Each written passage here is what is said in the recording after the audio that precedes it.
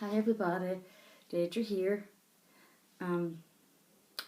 This is a tag video for loving my reborns, and I hope everybody does it, and I hope you go and check out her channel as well. I love her, I physically love her, she's brilliant. We still got little Autumn here, and she's got a dummy now in her little lovey, as you guys call it. And well, she had her dummy. Where did it go? Oh, sorry. Oh, and it's got an elephant on it. As you all know, I love elephants. There we go. I think she's going to go to sleep. You hold that. So yeah. And the tag is called It's Me. And you could do anything at all. It was anything that was special, precious to you. It could be a piece of clothing, something you love to eat, a person, a place, anything at all. I just want to say first, by the way, about this. I got myself cleaned up a little bit. I know you guys don't like to see me looking unwell on the videos, but my channel is also real, and some days I look like that because I don't really go out anymore except to appointments. And as I said, I'm going to be getting better on that score now, but as Crystal said, some days you just get up and you maybe didn't sleep well, you know you're not going out, and especially in my case, if you know you're not getting any visitors, and you just have a PJ day, you know? But anyway, oh, and this, what do you think? As you know, I adore Compassion. I'm sure you all know her. And I love her videos. She's always wearing these or something like this anyway, so I just tied up this little scarf. So yeah, I think it's okay. So yeah, what I want to talk about now is the tag, It's Me, something special for loving my reborns. And I have chosen this. Can you see that? If I turn it around this way, it's my wedding ring. I can't wear it at the minute. You might have noticed that and been wondering. The only thing that fits on at the moment is my engagement ring. You go down there a minute. Which I actually got after the wedding, and it was a bigger size. This is like a children's size. I think you would call it size 6. I think that's the way you do it, and I had to get it specially made here. 1 second, I'm just going to open these blinds and see if it gives us a wee bit more light. Sorry, just not looking very bright there. It's a bit dull and overcast here today anyway. Woo! There we go. Yeah, that doesn't look any better actually, but anyway. Yeah, this,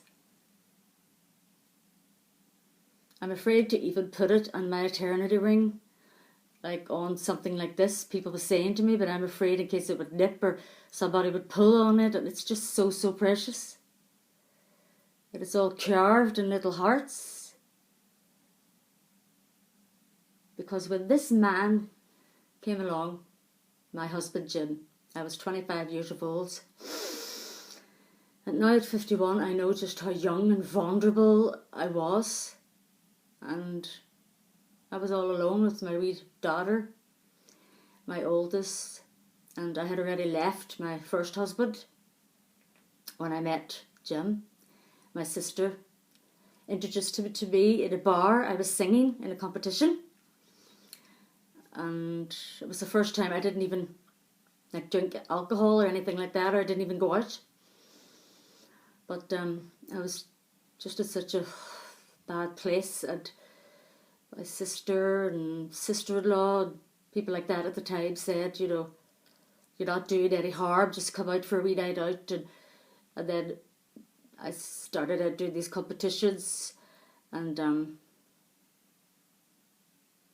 I didn't think I'd be able to do it, but I did it. And I just, from there, I loved being on the stage and ended up doing patos and stuff, and I still was shaky to nervous every time I did it, but I did it. And yeah, my sister then one night was telling me about this friend of hers that he always came over to their table and bought them drinks, and she wanted to introduce him to me. And my husband's like 9 years something older than me, but that didn't matter.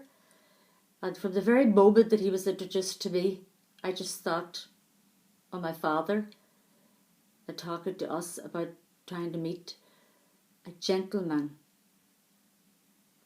And that was the first thought that came into my head when I was introduced to Jim. He was a gentleman. There's just so many wonderful words out there to describe somebody fantastic, but you know, he would just be all of those rolled into one.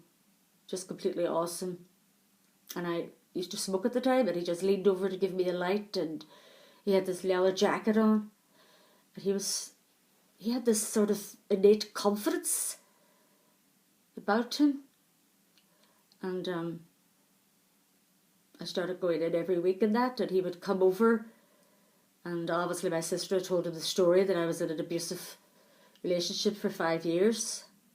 I did eventually get an annulment from that marriage, and I was left with my wee daughter at the time in a 3-bedroom house, and I was so scared. Really, really so scared. But I knew I had to do it. I needed a routine for her, so I came back to that scary, scary house. Every evening I turned the key, I went in, I made sure she was in her cot. She was about over a year at the time, so I think 15 months. And I made sure she had her nightly routine and everything like that. And it was just one of the hardest times of my life. I'm such a scaredy cat. And that's why I cry now and get so upset about if something happens to Jim and I'm going to be left on my own. I've got this horrible fear of somebody breaking in and things like that. But I don't know, from the minute I met Jim, that he said to me one night, we weren't even dating, we were friends for months. And he said that he just knew, he always had this dream about he was going to marry somebody and their name was going to start with D. And I just thought, wow, you know. And there was just one night he asked me to dance. We didn't even dance at the start, and I went out to dance with him, and then he asked if he could take me out just as a friend, and I said yes. And you know, there were people at that time were saying it's not going to work, and he's not very, what ordinary people would call attractive in a man. But as you know, I'm not ordinary, I'm extraordinary. So I thought he was so tall and handsome and confident, wonderful, fantastic. And we started going out together. And about 3 months later, I was walking home one night, and it was actually a member of my family that said, you know, this isn't really going to work in the long run, and I know you just wanted your daughter Catherine to know what a real father is like and to have that example, but you know, you can't settle. You must make sure you don't just settle because of that, and etc., etc. It's not going to last. It's a rebound thing. And I just looked at her and smiled. I said, we'll see. And next year, 2017, we will be married 25 years. And to my daughter, she never knew anything else. She just started calling him Daddy, and she absolutely adores him. And he said to me, first time he was introduced to her, it was months later, and he said, I'm the luckiest man on this earth. Look at that beautiful little girl there, and I get to be her father. You know, it makes me sad even to think about it. Sorry. He's so wonderful. And I don't know what I would do now. I really don't if I lost him. I called him my saviour, and I still call him my saviour. And he saved me and my daughter at that time. So yeah, that's my tag, it's my video. God bless everybody.